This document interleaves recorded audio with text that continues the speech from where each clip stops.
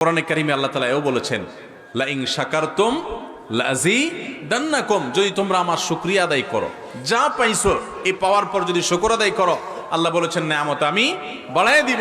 ওয়ালা ইন কাফারতুম ইন্না আযাবি লাশাদীদ, আর যদি আমার শুকরিয়া আদায় না করো, কুফরি করো, না শুকরি করো, তো মনে রাখবা আমার আযাব অত্যন্ত কঠিন, অত্যন্ত শক্ত।